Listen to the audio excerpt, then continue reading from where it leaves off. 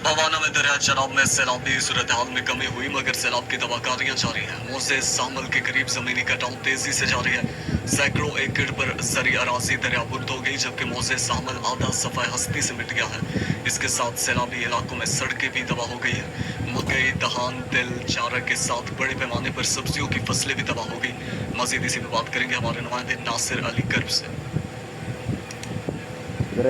दरिया चनाब में पानी की सतह तो कम हुई है, साथ साथ तबाहकारियाँ भी जारी हैं। मौजा सामल के करीब ज़मीनी कटाव में तेज़ी से इजाफा हुआ है और साथ साथ सैकड़ों एकड़ फसल भी तबाह हो चुकी हैं और मकान भी गिर गए हैं। मेरे साथ दो इलाका के लोग मौजूद हैं, इनसे बात भी कर लेते हैं। भाईजान बताइएगा कि जो नुकसान आपको हुए हैं वो।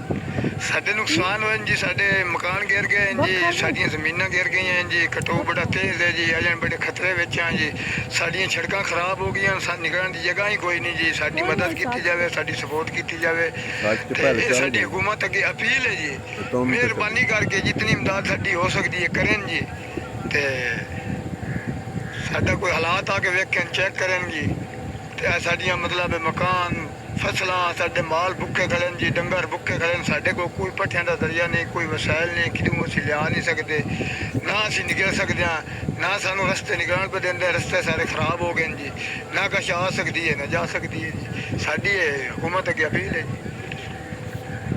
बिल्कुल अल्लाह दे की बात आपने सुनी। उनका कहना है कि हमारी हुकूमत से अपील है कि हमें ज़मीनी कटाव को रोका जाए और हमें इमदाद फराहम की जाए। जी।